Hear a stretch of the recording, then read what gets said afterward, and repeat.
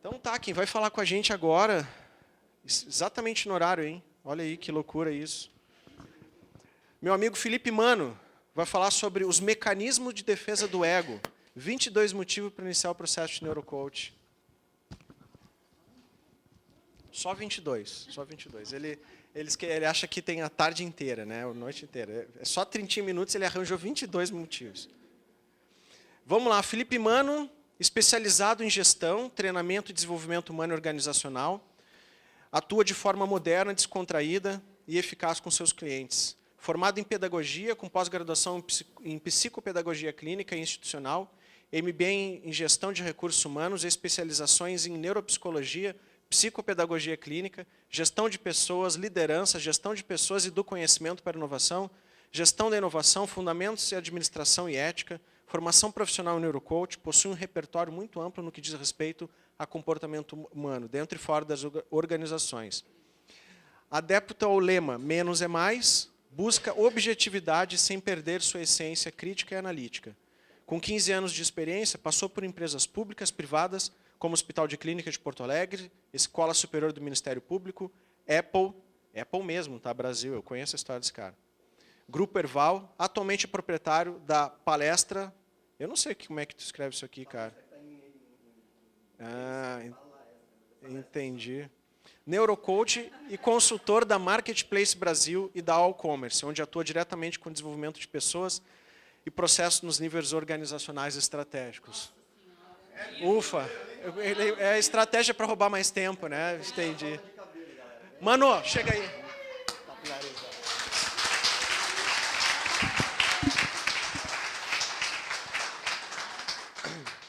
Qual que é o perto aqui? Para a direita? Vai contando uma piada aí. Waka, waka, waka. Não, galera, assim, ó, antes de mais nada, eu gostaria de agradecer imensamente cada um de vocês por estarem aqui, alguns já há 10 horas, mais ou menos, né? Eu tomo café para não ficar com sono, mas se eu tomo café eu fico bem louco. Então, assim, tipo, dá o tremelique, o cara fica falando e tal.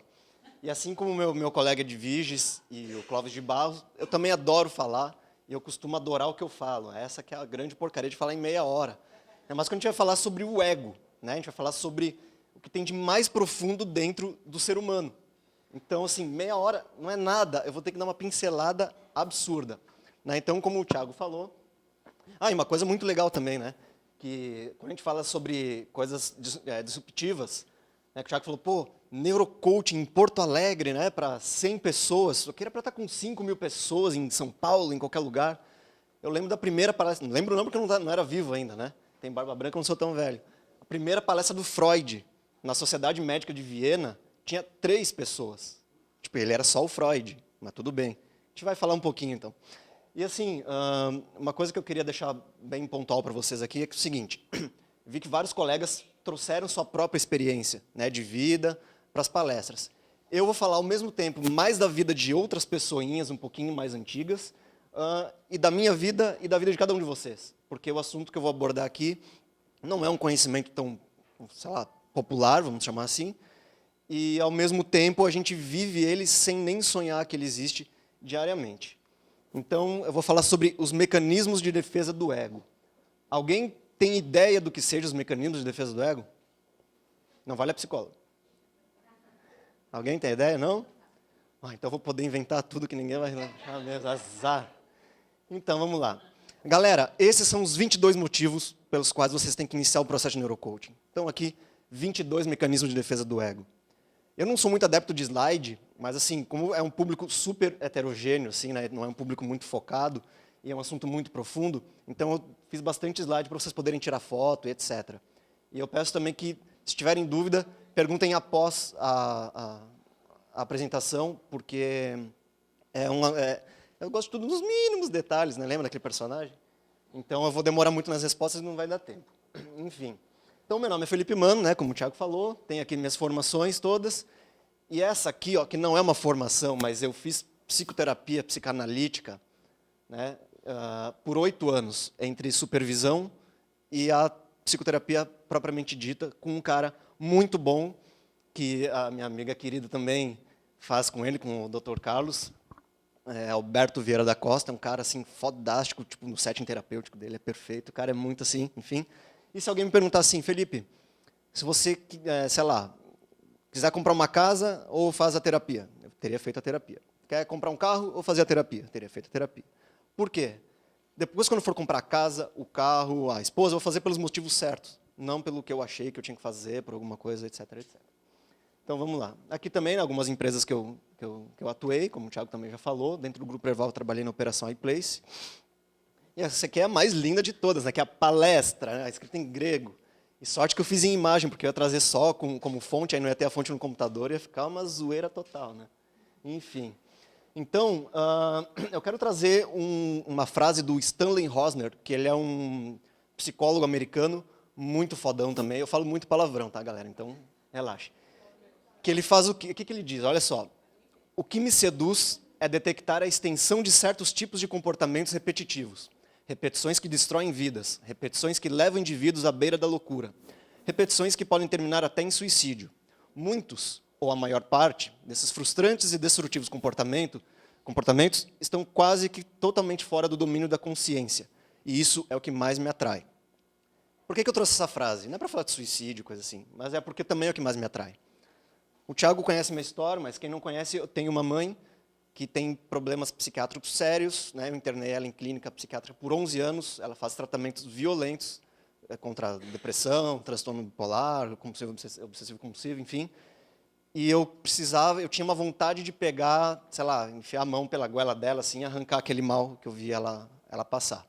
Né? Então, isso que me levou a querer estudar o comportamento humano. E aí, quando a gente fala aqui, né, totalmente fora do domínio da consciência, né? O que a gente pensa? Na inconsciência. Fora do domínio da consciência, a gente pensa em inconsciência. Quando a gente fala em inconsciência, do que a gente lembra? Alguém aí, uma sugestão de quem que a gente lembra? Quando a gente fala em inconsciência, quem que vem assim? Uma pessoa. Uma banda? Do Pink Floyd? Quem gosta de Pink Floyd aí?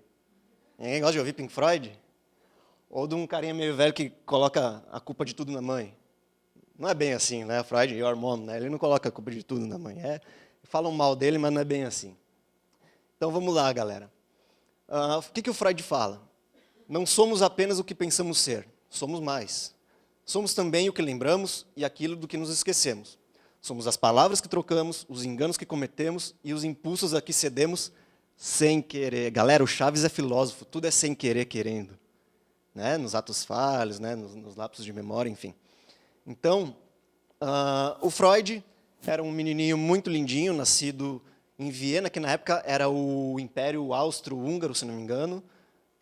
Ele era muito estudioso, sempre foi primeiro na turma em tudo onde ele estudou. Os pais sempre incentivavam ele a ser um grande homem, né? Vem muito de encontro com a história do Thiago, né? Quem conhece, né? Do super-homem e tal.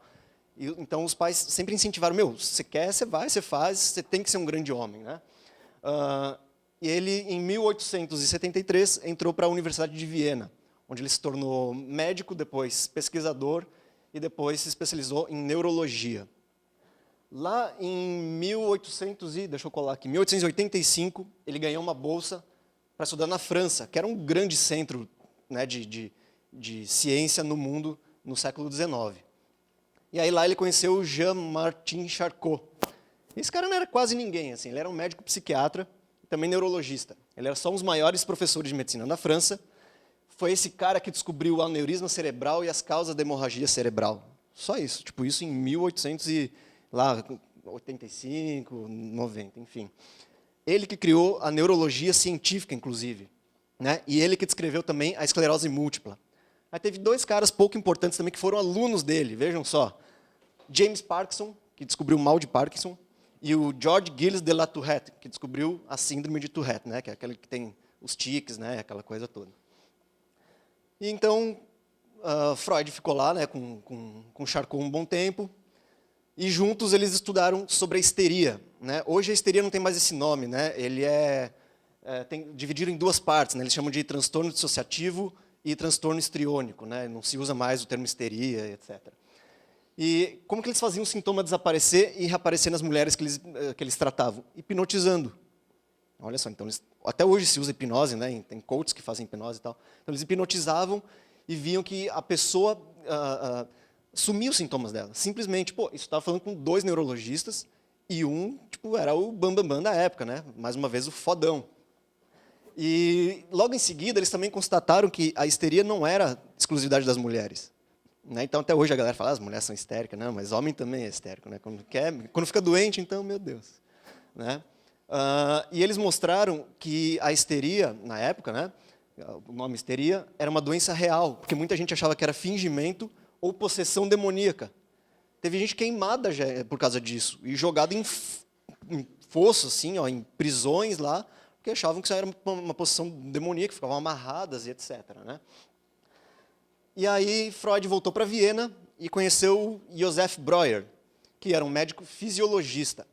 O Breuer, junto com o Ewald Hering, ele demonstrou o primeiro exemplo de mecanismo autônomo no sistema nervoso dos mamíferos, né? Que é a natureza reflexa da respiração, né? Que inclusive chama o movimento Hering-Breuer, né? Até hoje, né? O Breuer-Hering, não sei qual que vem primeiro, não me lembro, desculpem a minha memória. Em 1880, ele aliviou sintomas de uma paciente com codinome Ana O, utilizando 2 técnicas, hipnose e conversa. Então vocês veem, é o terceiro médico da época que usava hipnose e conversa. O quadro geral dela, também na época, era diagnosticado como histeria. Né? Alguns dos sintomas que ela tinha, o que era? Paralisia, perda de sensibilidade na pele, distúrbios visuais e até incapacidade de falar o próprio idioma. Então, tipo, ela começava a falar em alemão, porque ela falava vários idiomas, né? Aquele pessoal naquela época não era tipo, igual a gente. Assim, eles falavam alemão, francês, inglês, enfim. E às vezes se comunicava em inglês também com um médico. Então, galera, que conclusão que eles chegaram com isso? O Breuer, que já era um cara, vamos dizer, mais iniciado que o Freud na medicina, ele ensinou essas técnicas para o Freud, da hipnose e da conversa, que na verdade, depois se tornou a psicoterapia, né, que é a conversa terápica, né, a cura pela palavra, né, além enfim, fugiu a palavra, depois eu lembro. Além de encaminhar os pacientes para o Freud também, então, ele passou as técnicas para o Freud, ele encaminhou os pacientes e ainda mandava uma bufunfa para o Freud lá, vou te ajudar aí para tu continuar tuas pesquisas, continuar tuas publicações, fazer tuas viagens, trocar as cartas, né, com os diversos, imagina, cara, em 1800 e pouco, vou mandar uma carta para o médico tal, falando que eu descobri, chegava tipo 8 meses depois, quando chegou a carta eu já tinha escrito um livro, né, era assim que funciona, o tempo era outro, né, o tempo do tempo era outro. E junto, em 1895, eles lançaram um livro chamado Estudos sobre a Histeria. Então, o Freud, tendo visto que não era, os sintomas eram psicológicos, na verdade, e não neurofisiológicos, ele começou a trabalhar com o conceito de inconsciente.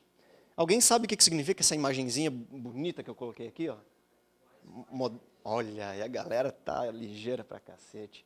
Então, e alguém tem ideia por que eu coloquei um iceberg aqui quando eu falo do inconsciente? Teve um colega que já falou sobre isso hoje de manhã, para quem estava de manhã.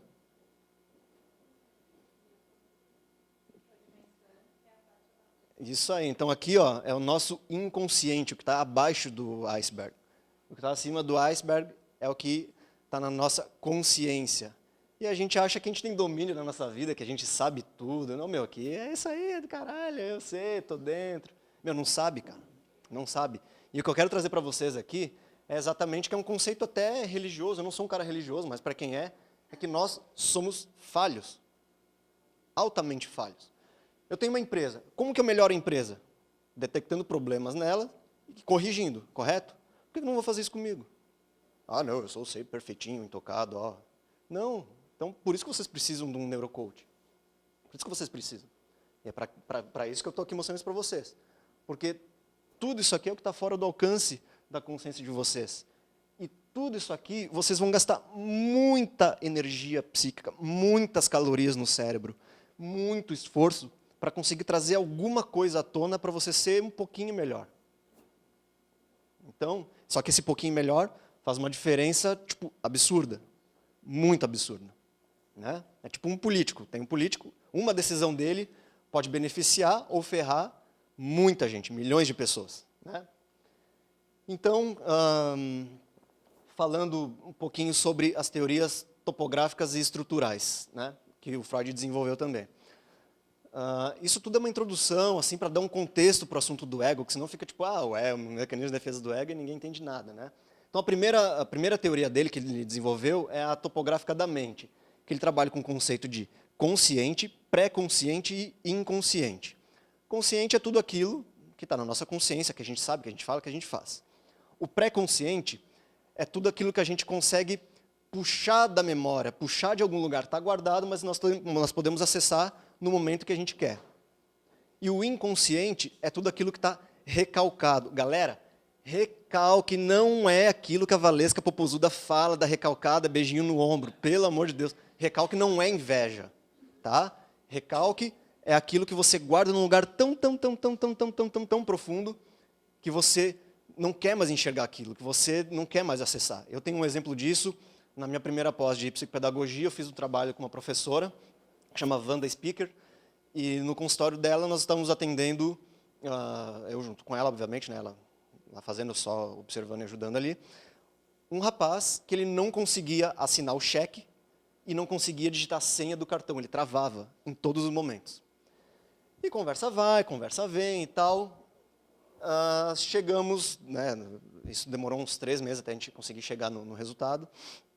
O que acontecia? Morava ele, a sogra, a mulher e o filho na mesma casa. E o que ele fazia? Furunfava com a sogra.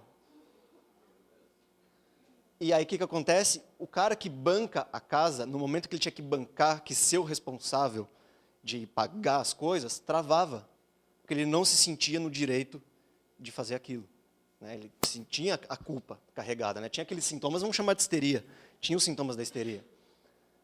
Só que, será que a mulher nem sonhava com isso? Ou será que ela recalcou para o inconsciente, porque ia ser muito dolorido para ela lidar com essa situação? Vamos fingir que não vi. Para a gente é muito mais confortável, acho que todo mundo está falando isso até agora. É muito mais fácil a gente ficar na nossa zona de conforto, gastando pouca caloria, fazendo pouco movimento e tal, e não enxergar o que está na nossa cara. Não é verdade? É muito mais fácil. E isso foi um exemplo, assim, que eu vivi, né, que eu presenciei, para vocês verem o nível que pode chegar, né, o recalque, a inconsciência e a falta de domínio que nós temos sobre a nossa mente. Depois, em seguida, o Freud ele deu uma revisada nessa primeira teoria topográfica e desenvolveu a divisão estrutural da personalidade, que é dividida em ID, ego e superego. O ID são nossos instintos, são nossas necessidades primárias, né? É o homem, bicho, totalmente fisiológico, né? O superego são o conjunto moral, cívico, tudo que deposita na gente, as expectativas externas, é o mundo externo falando com a gente. E o ego é quem faz a intermediação entre essas duas instâncias. Por que a gente precisa do ego? Bom, eu quero matar sei lá, quero matar o Thiago. Tá, mas tem uma galera que é vendo, que se vê que você matar ele, eu vou ser preso, vou responder, vão me xingar, vão brigar comigo. Então, peraí, não vou fazer. E aí o ego está em constante briga. Ele está sempre lutando de um lado ou do outro, assim, né? Tipo, Balboa, né? Para os dois lados. Então, por isso que o ego utiliza alguns mecanismos de defesa. Então, o que a... Ixi, acho que tem um vermelho que sumiu aqui, deixa eu ver. Tem um vermelho que sumiu totalmente aqui. É que eu vou ter que ler isso aí. Mas pode deixar que eu leio daqui, eu leio aí. Não tem...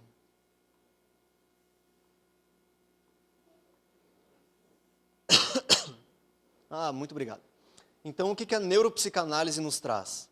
Né? Porque tem muita gente que fala, psicanálise... Até hoje, cara, o bagulho tem 100 anos de história, 100 e poucos anos de história. Psicanálise, não.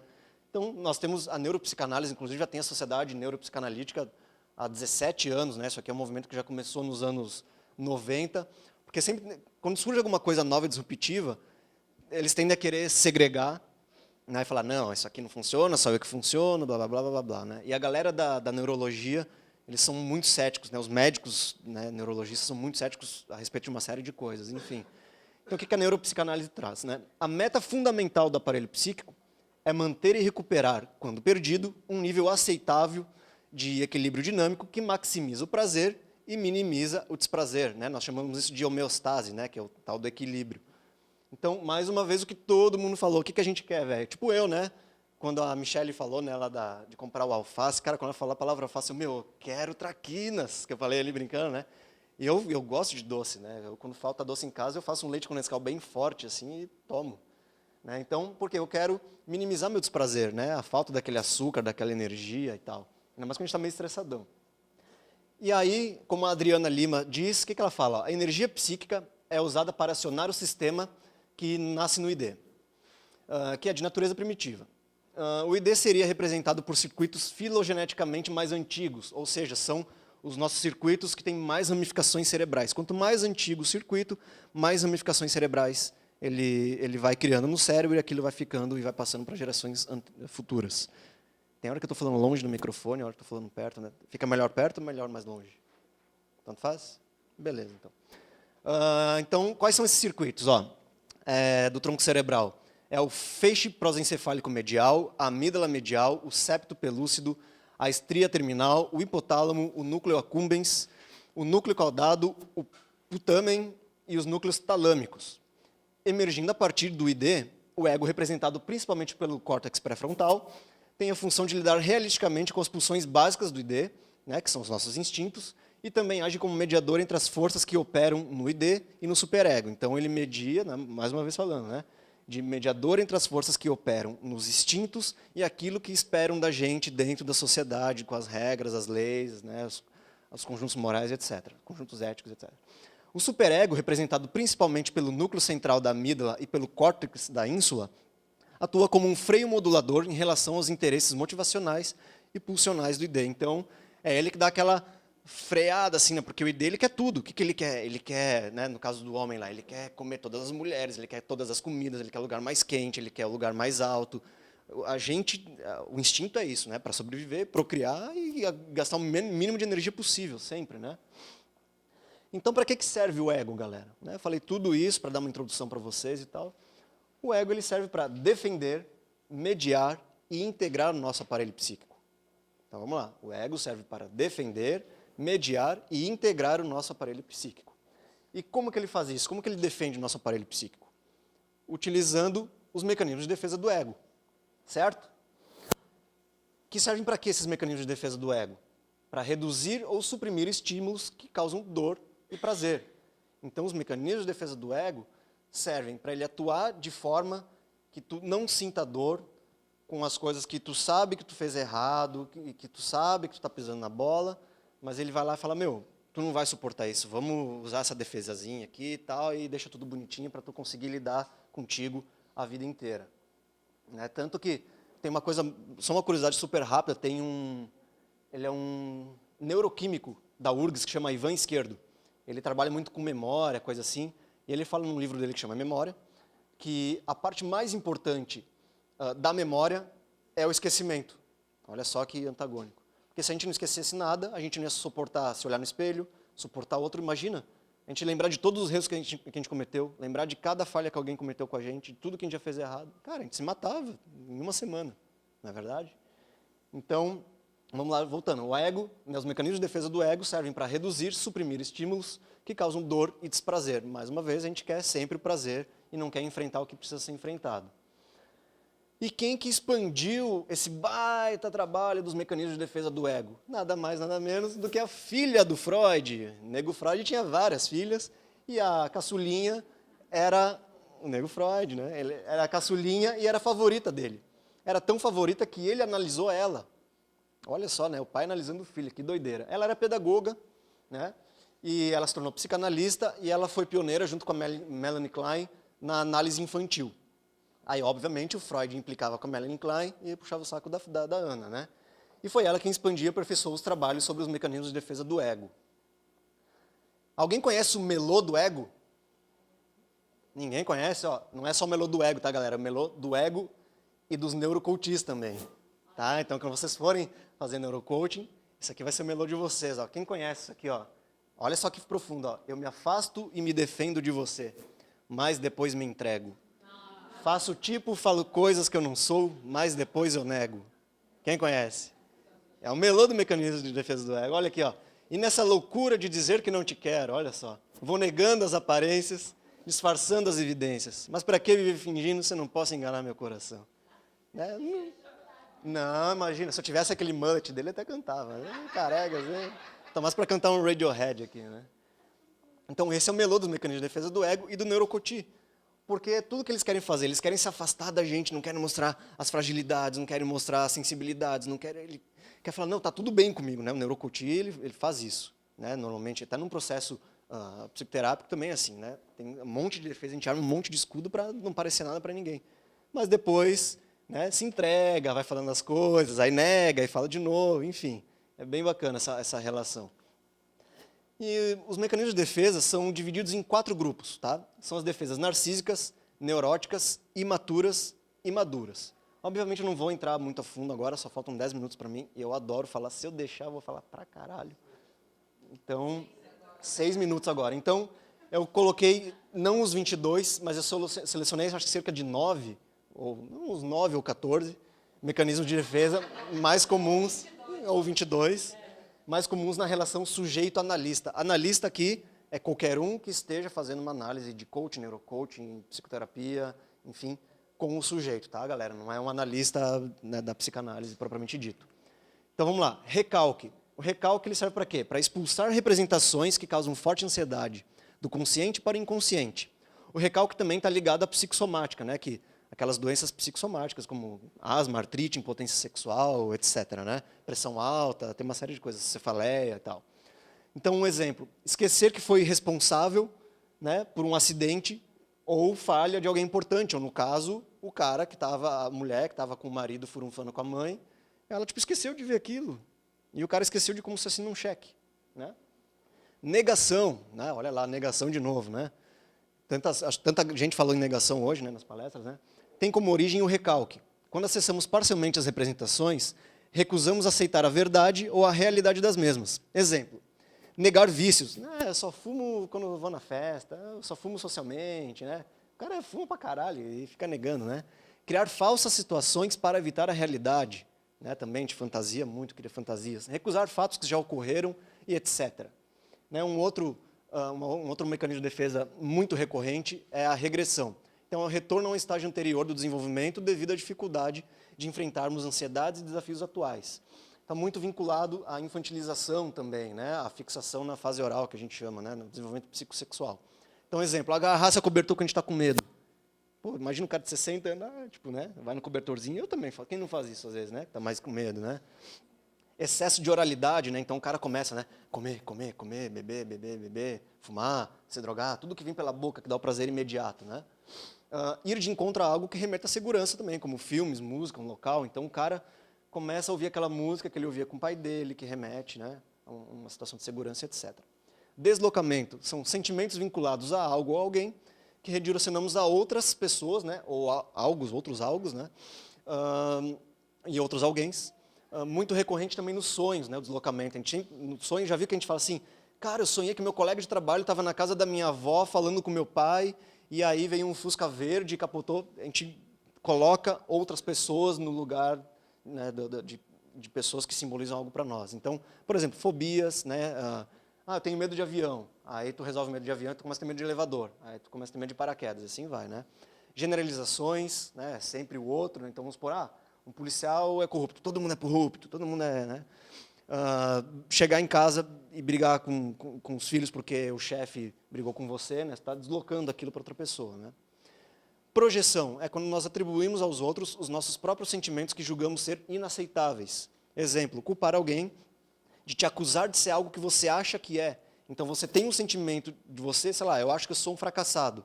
Aí, sei lá, eu falei alguma coisa aqui com a Cacá e ela, sei lá, não me aplaudiu, ela tá me chamando de fracassado, né? Mas ela nem falou nada, sou eu que estou falando. E aí?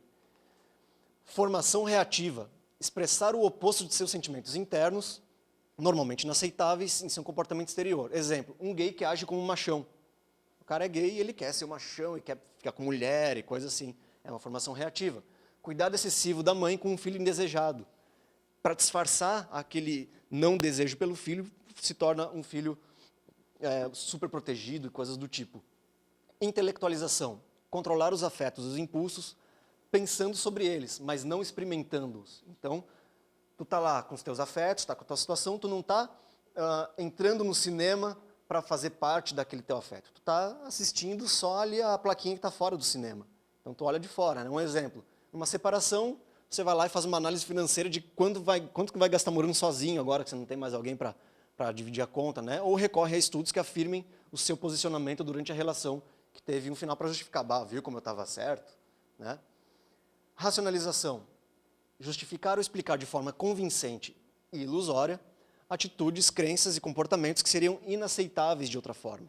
Exemplo, não conseguir um emprego e dizer, eu nem queria mesmo. Né? Chegar na guria na balada e falar, aquela feia baranga lá, né? Não queria nada com ela também. Sonegar imposto e dizer, eu uso o meu dinheiro melhor que o governo não precisa. Né? Então, tu está racionalizando. Sublimação, a gente entra aqui nas defesas maduras já, né? Que é canalizar seus impulsos destrutivos para uma postura socialmente útil e aceitável. Por exemplo, uma pessoa muito agressiva virar um baita lutador, um cara que corre no trânsito virar um piloto de corrida, né? Eu usei alguma outra coisa também, quando a gente está muito bravo, tocar um instrumento, né? Compor uma música e usar aquela letra a nosso favor, a favor de algo maior. Né? E o humor, que eu acho que é a cereja do bolo para qualquer coisa, no trabalho, na relação. Cara, sem humor, a vida é uma merda, é uma desgraça. Sem dar risada, sem a leveza do humor, né? Então, o humor é a capacidade de fazer graça de si mesmo, sem incômodo pessoal e sem causar desprazer nos demais. Permite que se tolere o que parece ser terrível de ser suportado. Então, por exemplo, humoristas gordos, cegos ou deficientes físicos. E palestrantes carecas também, que fazem piada de si mesmo, né? Isso aí também é o humor, né? E aí, para finalizar, o Freud tem uma frase que eu acho incrível, que é o seguinte: a maioria das pessoas não quer realmente a liberdade, pois liberdade envolve responsabilidade. E a maioria das pessoas tem medo da responsabilidade. E aí, o que vocês preferem? Serem livres, porém responsáveis, ou serem covardes, imaturos e ficarem agarrados na tetinha da mamãe o resto da vida? Então, velho, vamos pagar o preço do bagulho e vamos tocar terror, cara, porque senão a vida não acontece e aí você vai ficar olhando pela janelinha do trem e nada vai acontecer. Muito obrigado pela atenção de vocês. Valeu, é nóis!